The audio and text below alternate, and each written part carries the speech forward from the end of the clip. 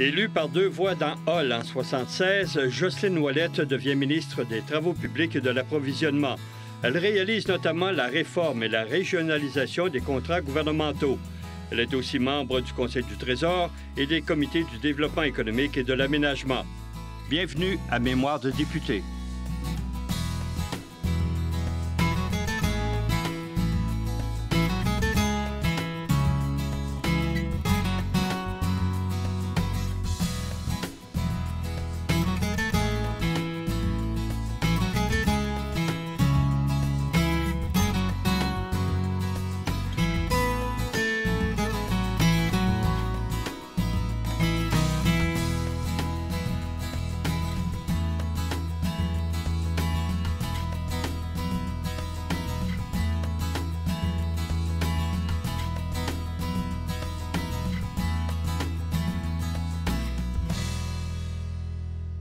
Bonjour, Mme Ouellette. Bonjour. À la campagne de 1976, vous aviez un adversaire qui était là depuis longtemps, le ministre Oswald Parent, ministre libéral, qui était là avec une solide organisation. Ça a dû donner une campagne assez difficile pour vous. Oui, bien, il y avait à la fois l'organisation provinciale et l'organisation fédérale, hein, qui était la même organisation. En 70, en 73, puis en 76, on voyait des gens, lors de la campagne électorale, qui s'amenaient d'Ottawa, avec des voitures immatriculées Ontario, là, pour venir travailler à l'élection pour aider, justement, le député ministre libéral. Pourtant, moi, ma famille paternelle, c'était une famille libérale, hein? Comme tant d'autres familles au Québec, je me souviens d'avoir raconté des choses que j'avais entendues dans le salon de mon grand-père paternel. Je vais vous dire que j'ai vu un autre dans la famille qui ne me trouvait pas fine, mais c'était ça quand même. Alors oui, ça a été une campagne coriace, effectivement. Est-ce que vous iriez jusqu'à dire que par moment, vous vous sentiez intimidé? Quelle forme ça prenait, l'adversité? On se faisait tirer dans les fenêtres de salon. Là. On se faisait tirer des balles dans les fenêtres de la maison. On se faisait tirer dans la voiture, dans les pneus de voiture.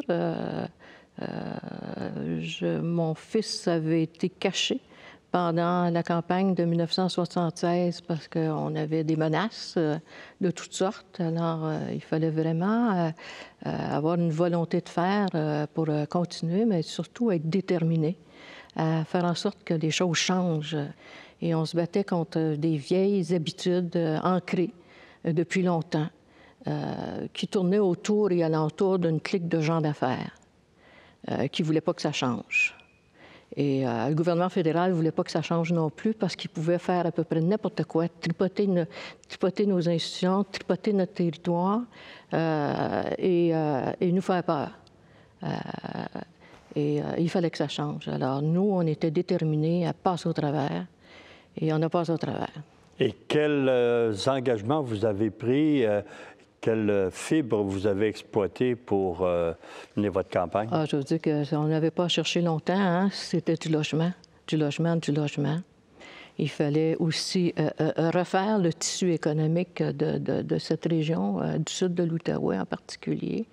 Il fallait s'organiser pour que les vieux aient une place, là, parce qu'il y avait une population vieillissante à Hall. Et il y avait beaucoup de personnes âgées. Alors c'était du logement pour les personnes âgées. C'était du logement pour des familles à revenus modestes. Et c'était essayer d'attirer des entreprises pour que ces gens-là puissent se recycler dans autre chose que la fonction publique. Ils n'étaient pas faits pour ça, eux autres. C'est une population ouvrière là, à l'époque. Là. Est-ce qu'en cours de campagne, vous avez pensé à un moment ou l'autre pouvoir gagner l'élection? Non. 15 jours avant l'élection, tant au niveau national que dans le comté de Hall, on n'était pas différents des autres. Nous autres, on suivait la vague. il y a eu une vague. On nous a dit, il y a même 2 députés dans l'Outaouais du Parti québécois à venir. Et bon, moi, je regardais ailleurs. Je ne pensais pas qu'effectivement, j'allais être élue à Hall. Sauf les derniers 15 jours, on trouvait que ça allait assez bien, mais en même temps, on ne voulait pas rêver en couleur, comme disait M. Lévesque. Et, mais j'ai fait beaucoup de porte-à-porte. Hein. J'ai fait beaucoup de porte-à-porte, beaucoup d'assemblées de cuisine, beaucoup d'assemblées publiques. On était très présents. Et bon, ben, 15 novembre 1976 est arrivé. Mais non, je ne pensais pas être élue. En faisant du porte-à-porte, les gens me disaient, Jocelyne, tu ne pourras pas battre Oswald. Il est tout puissant, il est omniprésent. Tout le monde pense tout le monde pense qu'on lui doit quelque chose, même ceux qui lui devaient absolument rien. Tu ne pourras pas le battre. Puis je disais, peut-être pas, mais on va lui chauffer les fesses, puis il ne sera jamais plus aussi arrogant qu'avant. Mais c'est le soir du 15 novembre 1976 où j'ai vu que le vent avait vraiment changé et que les gens avaient le goût que ça change, effectivement. Mais cette soirée-là, comment vous l'avez vécue? Parce que ça montait d'un côté comme de l'autre. Oui, bien, j'étais élue, j'étais battue, j'étais élue, j'étais battue. Le lendemain, j'étais élue. Et là, finalement, on a appelé M. Lévesque, puis on lui a demandé qu'il envoie la Sûreté du Québec surveiller les boîtes de scrutin. Parce qu'on en avait vu dans la journée là, des choses qui se passaient qui étaient anormales. Le premier pôle que j'ai fait à l'école Reboul le matin, que j'ai visité le matin, à l'ouverture du pôle, c'était un couple de personnes âgées qui venaient de passer des télégraphes. Moi, je ne savais pas comment ça se passe. Je ne savais même pas c'était quoi, ça. Et finalement, on a appelé des policiers pour qu'ils puissent les arrêter. Alors, ils venaient d'en passer 5 dans la boîte. Il fallait que quelqu'un leur passe ces bulletins de vote-là, hein, pour qu'ils puissent en passer 5. C'est-à-dire qu'ils avaient déjà des bulletins de vote à l'avance? Oui, c'est ça. On a vu ça après, lors du recomptage judiciaire, parce qu'on a commencé avec un recomptage judiciaire. Et donc, les gens venaient devant nous expliquer ce qu'ils avaient fait. Parce que, bon, nos représentants de pôle avaient noté dans un grand cahier toutes les irrégularités qu'ils les avaient notées pendant la journée. Et c'est pas la première fois que ça se passait. Ça s'était passé au 173, puis sûrement en 70. Alors, ce qui arrivait, c'est que quelqu'un leur avait passé des bulletins la veille ou le matin. Mais on a su plus tard que c'était la veille. Alors, au Québec, on garde le bulletin de vote et on enlève le talon. Alors, en allant derrière l'isoloir, ils ajoutaient 3-4 bulletins de plus, puis ils enlevaient le talon, puis quand ils le mettaient dans la boîte, c'était pas le scrutateur qui prenait, contrairement au scrutin fédéral, où tu remets ton bulletin de vote, et c'est le scrutateur qui défait le talon. Mais là, au Québec, on le garde dans nos mains, et ça permettait de... Bon, au lieu de voter une fois, ils votaient 5 fois. Et c'est comme ça qu'on a su comment ça se passait. Et donc, on s'est retrouvés en contestation d'élection. On est allé jusqu'en Cour suprême du Canada. Les avocats ont voulu aller en Cour suprême du Canada. Et il y a des gens qui sont venus témoigner de choses qu'ils avaient faites. Et c'est là qu'on a vu qu'il y avait une connivence avec le président des élections du comté. Donc, c'était connu... C'est-à-dire qu'on l'a su là.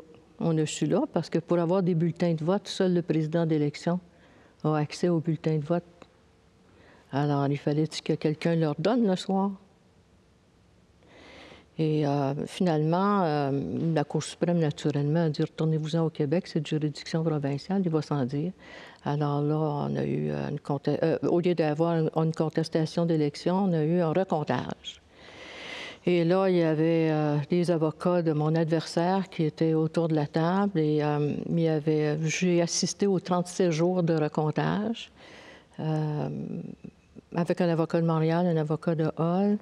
Et le juge avait décidé que tout ce qui dépassait le petit carré, parce qu'à l'époque, il fallait apposer un X. Mais j'ai perdu à peu près 1500 votes parce que c'était décroché. Et aujourd'hui, ce serait plus possible parce que maintenant, c'est un petit rond, puis on a juste à le noircir. Mais à l'époque, et même un X qui dépassaient le petit carré. Ils appelaient ça des bâtons de hockey, c'était rejeté. Alors, on en a perdu beaucoup, beaucoup, beaucoup comme ça. De telle sorte que j'ai trouvé les 2 derniers bulletins valides qui plaisaient aux juges et qui n'étaient pas des bâtons de hockey, qui n'étaient pas un crochet dans la dernière boîte. Ça a dû être assez énervant, ces 37 jours-là de recomptage. Je vais vous dire bien franchement, là, je ne m'attendais pas à être élue, moi. Moi, j'étais contente parce que le Parti québécois était au pouvoir, puis je me disais, il y a quelqu'un qui va s'occuper du comté de Hull, et puis on fera des représentations, puis on va s'organiser pour que les dossiers soient amenés à des nouveaux ministres. Et puis, je ne suis pas nerveuse de nature depuis la crise d'octobre. Je vais vous dire, je n'avais plus rien qui me dérangeait, ou à peu près, mais c'est sûr que quand j'ai vu que M. Lévesque appelait celui qui est devenu son chef de cabinet, M. Boivin, à Hull, qui s'était dépêché à la demande de M. Lévesque pour voir ce qui se passait, M. Lévesque me réservait, m'a dit ça plus tard, me réservait un ministère et a attendu un petit peu avant d'annoncer son conseil des ministres et a téléphoné à Hull et M. Boivin de lui dire « Oh, je pense que ça va être long ». Alors, il a procédé à la nomination de son conseil des ministres. Et là, quand j'ai vu tous mes anciens collègues de l'Exécutif national avec qui j'avais travaillé, parce que la très grande majorité, sauf Pierre Renaud, qui n'avait pas voulu se présenter, qui était notre trésorier, ils étaient tous au Conseil des ministres. Là, j'ai eu le goût de me joindre à eux. Là, je voulais vraiment gagner. Et là, j'avais hâte que le comptage se termine. La confirmation de votre victoire, est-ce que ça a calmé les esprits dans votre région ou s'il a continué à avoir un peu de perturbation? Non, je pense que les gens étaient tout aussi surpris que moi, mais j'ai eu des témoignages. Vous savez, quand on est élu, tout le monde a voté pour nous. Ben, je n'ai pas eu personne qui a été disgracieux avec moi, là, dès lors qu'on a proclamé qu'il y avait un nouveau député à Hull.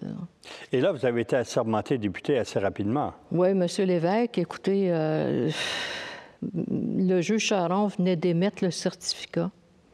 Et M. Lévesque appelait au palais de justice pour dire bien, vous en avez mis du temps, ramenez-vous. Et il y avait, je me rappelle, une tempête de verglas. Et on est parti sur 2 roues, puis on est entré à Québec. Et M. Lévesque me fait assermenter tout de suite. Je suis entrée par la grande porte de l'Assemblée nationale, très fébrile. Je vais me rappeler de ça toute ma vie. C'était assez exceptionnel. On était rendu en décembre à ce moment-là. C'est l'avant-veille de Noël. Et c'est ça, les députés pressés sont retournés dans leur comté pour les festivités. Et il y en a dont les comtés sont loin. Hein? Alors, M. Lévesque... il tempérait un peu et il attendait que j'entre. Alors, est-ce que vous en fait un accueil particulier? Très chaleureux, très chaleureux. Je retrouvais mes collègues de l'Exécutif national et des présidents de comté avec qui j'avais travaillé pendant toutes ces années, qui étaient élus dans leur comté. Et, oui, ça a été vraiment inoubliable, ça, ce moment-là. En arrivant à Québec, vous avez fait une demande spéciale à M. Lévesque. Je ne sais pas si c'est dans le temps, là, je le situe bien, pour protéger l'intégrité territoriale. Oui, parce que là, je constatais que le ministère des Affaires intergouvernementales canadien continuait à céder des parcelles de territoire. Ah ben là, j'étais en furie. Alors, je me suis dit, si c'est comme ça, je rentre chez nous, je m'en vais chez nous. J'étais pas de bonne humeur. Et j'ai reçu un appel de M. Lévesque en me disant « Qu'est-ce qui se passe? » Et je lui ai dit « Écoutez, je viens d'apprendre cet après-midi qu'on vient encore de céder avec tout ce qu'il faut construire dans l'Outaouais, reconstruire à Hull. On ne pourra pas continuer comme ça. » Ah, il m'a dit « Écoutez, si vous voulez régler les différends, j'avais des différends avec un collègue au début, ça s'est tassé par la suite, mais des gros différends avec le ministre des Affaires intergouvernementales canadiennes. Parce que je voulais qu'ils disent à ses fonctionnaires d'arrêter de céder du territoire dans l'Outaouais et ailleurs au Québec. Là, ça n'avait plus de bon sens. Alors, il m'a dit, bien, si vous voulez régler ces problèmes-là et tant d'autres, venez vous joindre à nous au Conseil des ministres. Parce que moi, je ne voulais pas être ministre. Je voulais juste être un bon député. Il y avait tellement à faire à Hull et je suis contente de ne pas avoir été ministre tout de suite. parce qu'il y avait beaucoup à faire. La première chose qu'il fallait faire, c'était d'arrêter la démolition de l'hôpital La Pietà. C'est un hôpital pour personnes en perte d'autonomie. Et le mandat de démolition avait été donné. Et ça, il fallait absolument arrêter ça. C'est la première chose que j'ai faite. La deuxième chose, il fallait s'organiser pour que des maisons qui étaient vouées à la démolition, qu'on arrête ces démolitions-là et qu'on puisse céder ces maisons-là à une coopérative d'habitation pour loger le monde, là. Et donc, il y avait des choses qui pressaient vraiment. Et quand j'ai fait le tour, puis que j'ai eu, passez-moi l'expression, aligner mes dossiers là, dans les bons ministères là, pour que ça se fasse rapidement, à ce moment-là, M. Lévesque me dit bon, écoutez, il va falloir que vous ayez aussi une vision plus large et si vous voulez bien vous joindre à nous. Et il m'a proposé de me joindre à l'équipe au Conseil des ministres et de devenir ministre des Travaux publics et Approvisionnement. Le premier ministère, d'ailleurs, que M. Lesage lui a confié à M. Lévesque. Et j'ai pu réaliser plus tard des choses qu'il avait mis de l'avant, mais qu'il n'avait pas eu le temps, dans le temps de Lesage, là, de réaliser. En vous nommant, est-ce qu'il vous a donné un mandat particulier, une priorité? Oui. La prioritaire, c'était de développer un système par lequel on allait dépolitiser l'octroi des contrats. Et ça, il tenait comme à la prunelle de ses yeux parce qu'il avait voulu le faire dans le temps de Lesage quand il était ministre des Travaux publics. Mais comme je vous dis, il n'est pas resté là assez longtemps. Alors, il m'a confié cette responsabilité-là. Puis en retour, bien, il m'a demandé d'aller au Conseil du Trésor et de siéger sur le Comité ministériel permanent au développement économique, Comité ministériel permanent au développement, à l'aménagement du territoire. Et ça prenait beaucoup de temps, mais moi, j'étais contente d'aller au Conseil du Trésor parce que je voulais vraiment apprendre le fonctionnement de l'appareil administratif de l'État, puis étant donné que M. Parizeau avait été à toute fin pratique mon professeur, bon pédagogue qu'il était. J'étais contente. Il était président du Conseil du Trésor et je pouvais me joindre à cette équipe-là. La formation de ce fichier central là, pour l'octroi des contrats gouvernementaux, ce qu'on a appelé Rosalie, oui. Est-ce que ça a été difficile à mettre sur pied? Ça nous a pris, je dirais, une année et demie, là. Une année et demie, là, comme il faut. Pour pouvoir l'articuler solide parce que non seulement ça visait la dépolitisation de l'octroi des contrats, mais ça visait aussi la régionalisation et on tenait compte des sous-régions aussi. Parce que ce que les régions, moi je suis une régionaliste, là, vu que je viens d'une région, ce que les régions nous reprochaient, c'était que tous les contrats c'était les grosses firmes de Montréal qui venaient faire les gros contrats en région, de sorte que les régions n'avaient pas le temps de développer une expertise. Les sous-régions de même. Alors ça, il fallait en tenir compte de ce... quand on a mis sur pied le fichier central, on est allé chercher les meilleurs. On avait une bonne équipe au ministère des Travaux publics et on avait aussi des gens du Conseil du Trésor qui nous donnaient un coup de main. Et finalement, un bon jour, lors d'un congrès des ingénieurs, j'ai annoncé que dorénavant, ceux qui voulaient faire affaire avec le gouvernement devaient s'accréditer, d'abord avoir des vraies compagnies, devaient respecter des échéanciers, les budgets, et que les dépassements de coûts, il n'y en aurait pas avec moi, que ce serait des enveloppes fermées. Et puis je leur ai même dit, du haut de mes 32 ans à l'époque, vous n'aurez plus besoin de vous prostituer devant un politicien ou un fonctionnaire pour gagner votre vie, si vous voulez faire affaire avec le gouvernement, et indépendamment de votre couleur politique. Il y a des règles du jeu, et ces règles du jeu-là, on s'attend à ce que vous les respectiez. Maintenant, on va vous expliquer comment vous inscrire au fichier central. Alors, eux choisissaient leur propre niveau d'honoraire. Mais la beauté de la chose, c'est que je leur ai dit, une fois que le travail est fini, vous allez devoir accepter, et ce sont les règles du jeu, qu'on évalue votre travail. Et si votre travail n'est pas bien fait, à ce moment-là, vous sortez du fichier central, vous êtes en punition. Et moi, les gens d'affaires, dans le fond, étaient contents parce que, ou les entreprises qui voulaient faire affaire avec le gouvernement, parce qu'au moins les règles du jeu étaient claires, étaient nettes et c'était égal pour tout le monde. Autant, Monsieur le Président, pour le Centre des congrès à Montréal que pour la construction du palais de justice à Québec, également pour toute autre construction, que ce soit des postes de la Sûreté du Québec, des centres de la voirie, le ministère des Travaux publics et de l'Approvisionnement procède par concours dans certains cas et également par soumission, ce qui permet aux gens d'avoir une chance égale, d'avoir des contrats. Et c'est comme ça que j'ai construit le Palais des Congrès à Montréal. On a ouvert un concours en bonne et due forme. Moi, je ne suis pas une architecte, je ne suis pas une ingénieure. Et j'ai invité des gens à former, à se regrouper, des architectes à se regrouper en 5 groupes. Et je suis même demandé à une juge de Québec de présider le comité. Et c'était dans des enveloppes scellées. Quand on a annoncé qui avait gagné le concours d'architecture pour le Palais des Congrès à Montréal, je ne savais même pas quelle était l'équipe. Mais au moins, les professionnels, je pense, ont aimé travailler de cette façon-là parce que les cahiers de charges étaient clairs. Nos professionnels au ministère des Travaux publics, il y avait des ingénieurs, il y avait des architectes, il y avait des bons professionnels. Et quand on allait en soumission, c'était clair ce qu'on leur demandait.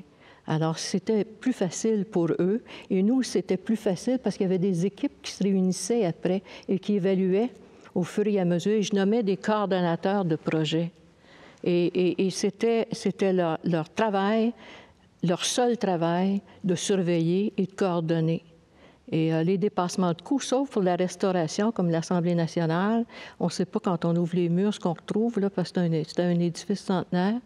Mais les dépassements de coûts, je n'acceptais pas ça. L'une de vos premières décisions comme ministre des Travaux publics a été de rebaptiser les édifices de la colline parlementaire. Pour quelle raison? Ah, écoutez, je venais d'être assermentée. Et j'étais sur Grande Allée. Et j'arrête quelqu'un, un journaliste. Je ne le connaissais pas et je lui dis où est-ce qu'était l'édifice? Puis il me répond par une lettre alphabétique. Et là, je ne comprenais pas que c'était à côté du H. En tout cas, bref, je trouvais ça complètement ridicule.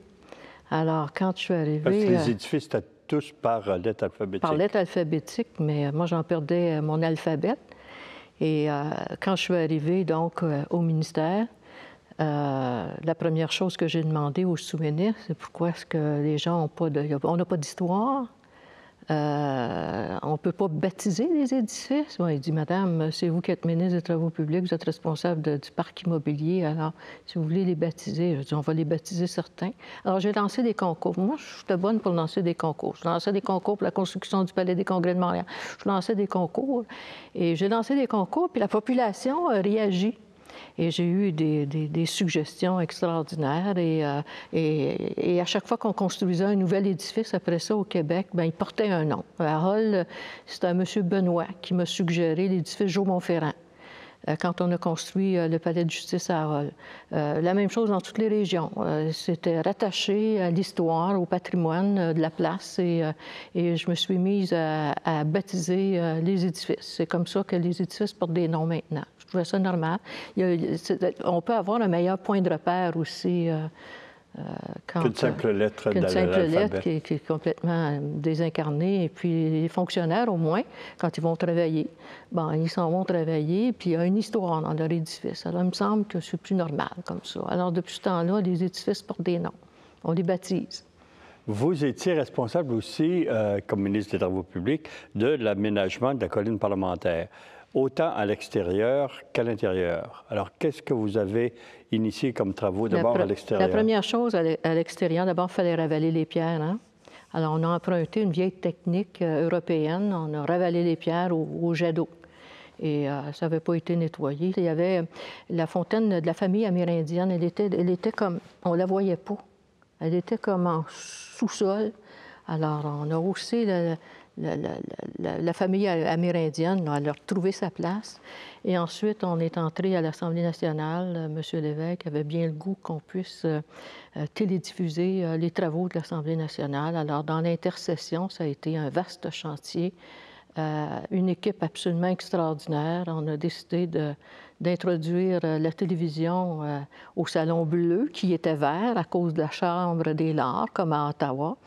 Et nous autres, on trouvait que, en tout cas, les spécialistes m'avaient suggéré peut-être qu'on pourrait sortir du vert et aller plus vers le bleu. Alors, sur le plan technique, c'était plus approprié. Alors, j'en ai parlé à M. Lévesque. M. Lévesque, quand on arrivait avec des idées comme ça, il disait « essayez d'aller vendre ça aux autres. » Alors, allez vendre ça au chef d'opposition. Alors, je suis allée vendre ça à M. Bellemare. De l'Union nationale. De l'Union nationale, Maurice Bellemare. Et je lui ai dit que ça pourrait peut-être s'apparenter un peu au bleu drapeau du Québec. Et bon, alors, il était enchanté de ça. M. Lévesque s'était chargé de convaincre Gérard Deslèvesque sans difficulté. Et j'en avais parlé aux autres. Et finalement, le jour où, dans toute sa splendeur, l'Assemblée nationale, vêtue de bleu, s'est retrouvée dans le salon et dans les cuisines des Québécois. Je pense que tout le monde était fier de ça. Mais il y a eu des surprises dans ces travaux-là. Oui, parce que quand je suis arrivée, quand j'ai été assermentée et puis qu'on m'a assigné un siège, la patte de mon siège est tombée dans un trou. Et là, je me demandais ce qui se passait. Et on l'a découvert quand on a levé le vieux tapis. La dalle de béton était complètement effritée. On a retrouvé, c'était un vieil édifice historique. Alors, c'est sûr qu'il n'y avait pas eu de travaux importants. Et même les caméramans diffusaient dans une roulotte qui était dans la cour arrière de l'Assemblée nationale parce qu'on n'était pas encore installé, là. Alors, les gens ont fait montre de beaucoup de créativité pour diffuser la première séance de l'Assemblée nationale, juchée sur des caisses de bois. Après ça, on s'est raffiné, mais on a découvert des choses. Et il fallait faire attention aussi parce qu'on introduisait des jets de lumière assez puissants. Puis une fresque au plafond de l'Assemblée nationale. Alors, il ne fallait pas perdre ça. On a découvert des choses dans les murs, on a découvert des choses dans le grenier de l'Assemblée nationale. Ça a été passionnant comme découverte et ça a été aussi une belle expérience d'un travail bien fait. Tout le mobilier de l'Assemblée nationale a été refait dans un atelier de détenus qui ont travaillé 24 heures sur 24 à décaper ce mobilier-là puis à le rendre aussi beau qu'il est demeuré, hein? C'est demeuré un mobilier très beau. Oh, ouais. Auriez-vous souhaité un ministère particulier pour tous les édifices gouvernementaux? Bien, c'est-à-dire qu'un jour, un journaliste du Soleil m'avait demandé ce que je voulais faire. Et moi, ce que je voulais, j'avais dit, bien, un ministère de la Construction. Mais ce que j'avais derrière la tête, c'était beaucoup plus un ministère qui pouvait centraliser le fichier central et amener des sociétés d'État et les différents organismes gouvernementaux à devoir passer par le fichier central. Si on l'avait maintenu, jusqu'à ce jour, on n'aurait pas été pris avec tous les problèmes qu'on a connus là, ces dernières années.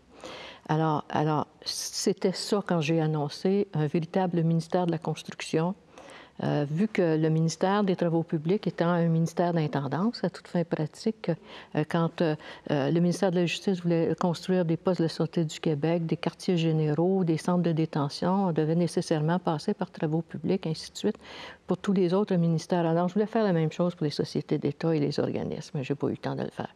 Une chose que vous avez faite, ça fait sourire aujourd'hui, mais à l'époque, ça mettait fin à une cachotterie qui avait duré plusieurs années. Ça a été de sortir la statue de Maurice Duplessis et de l'installer sur le bord de la Grande Allée. Oui. C'était des ouvriers de travaux publics qui m'avaient passé le mot et qui m'avaient dit on vient de découvrir la statue de Duplessis qui avait été cachée. Alors, je me dis il faut la sortir. Il fait partie de l'histoire du Québec et c'est important qu'il puisse avoir sa place là aussi. Alors, je parlais à M. Lévesque, puis c'est beau dommage qu'on va la sortir. Alors, on a invité toutes les familles, tout le monde qui gravitait autour et alentour de l'Union nationale dans le temps, puis ils ont été, je pense, très, très contents. Très fiers même qu'on puisse honorer la mémoire d'un homme qui a quand même été premier ministre du Québec. Merci beaucoup, Mme Ouellette. Ça fait plaisir.